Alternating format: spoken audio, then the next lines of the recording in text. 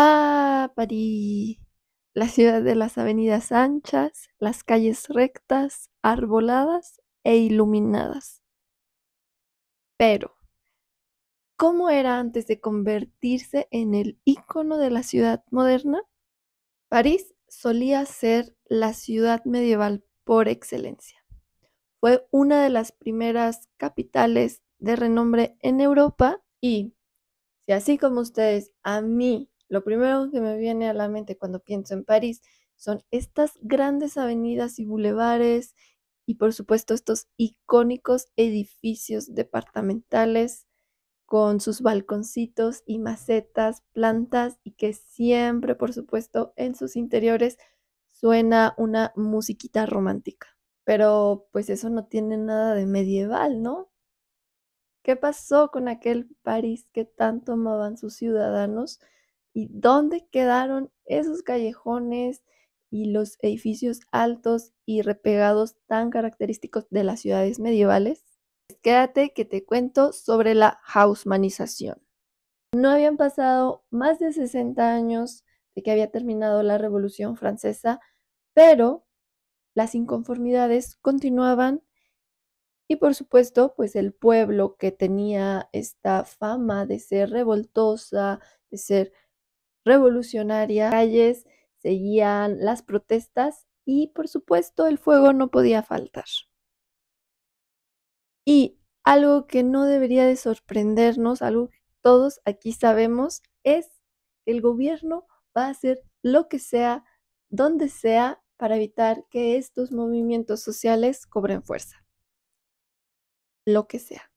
Sí, que Napoleón III, que era el monarca del momento, era sobrino del Napoleón que todos conocemos, decidió en 1852 reconstruir toda la ciudad de París.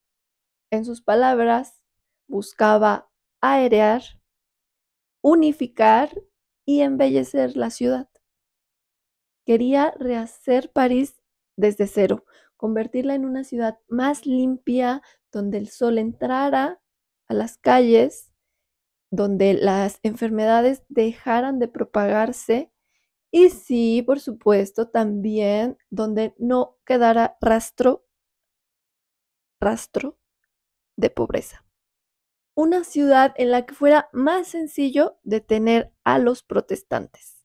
Calles amplias por donde la germandería pudiera moverse sin problemas y cazar a los revoltosos. Para cumplir su sueño, Napoleón necesitaba a una persona sin miedo, con decisión y con poco o nada de apego por lo viejo. Un hombre.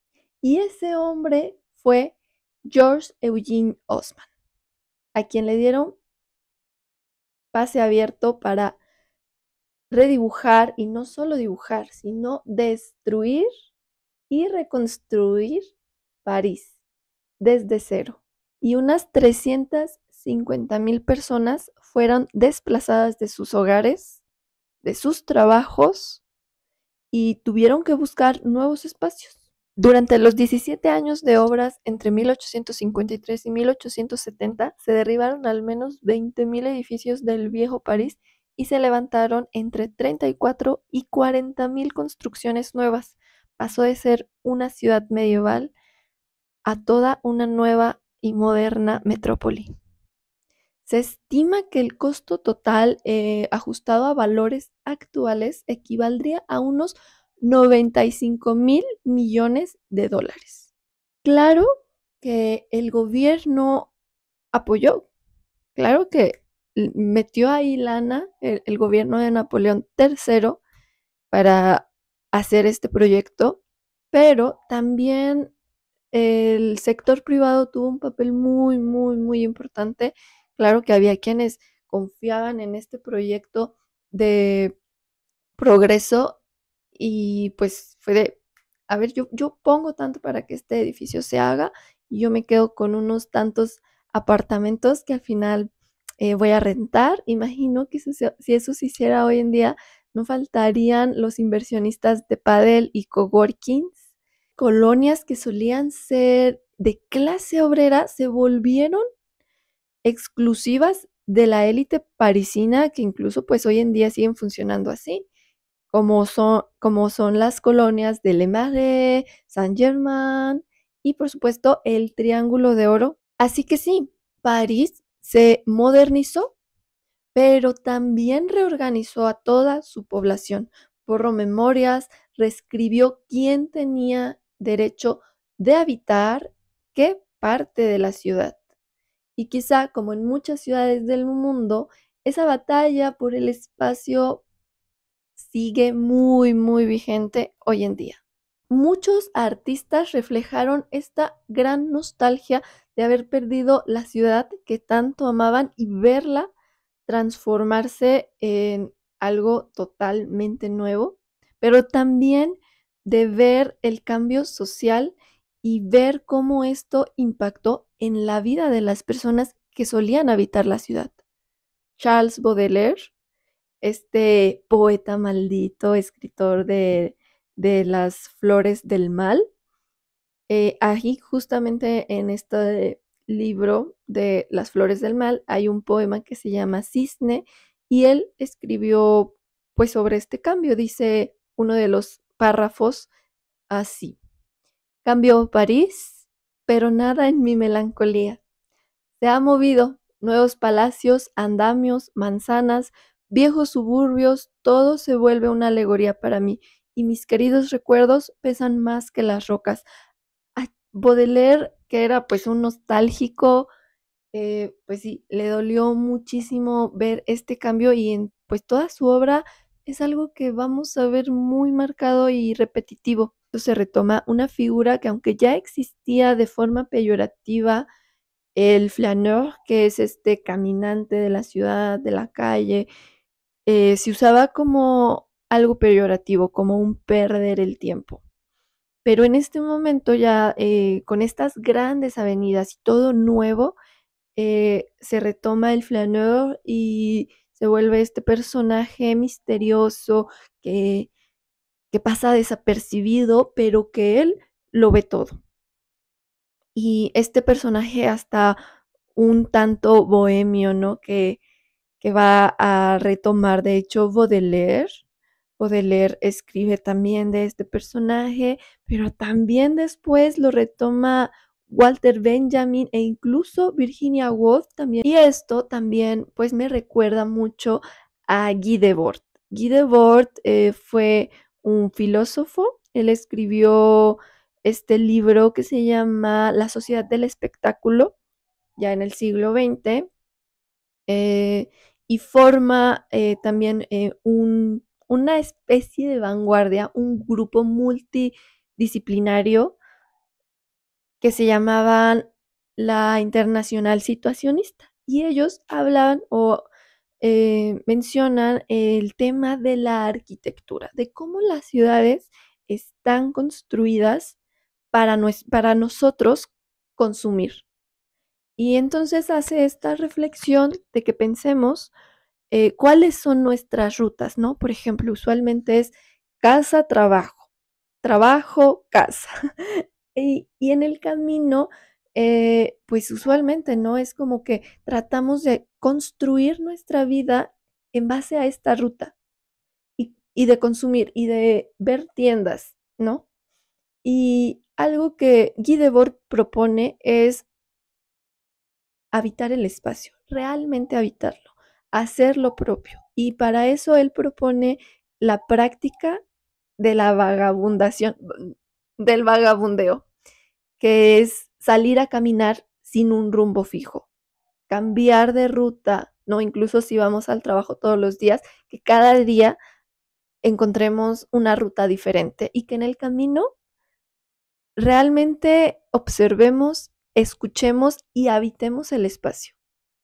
Marshall Berman, que menciona que desconstruir una vasta red de bulevares a través del corazón de la antigua ciudad medieval la convirtieron en un teatro, tanto de espectáculos militares como en el contexto de las galerías comerciales y posteriormente de los grandes almacenes de consumismo.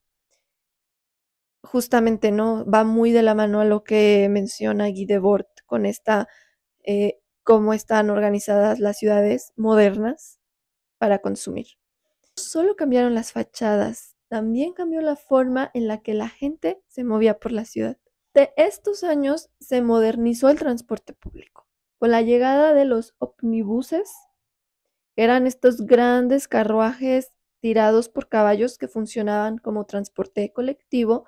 Ya para 1860 había al menos 25 líneas operando por toda la ciudad. El medio de transporte para las personas trabajadoras que se tenían que mover de los suburbios a la capital o al centro de París para trabajar, ¿no? Y regresar a sus casas.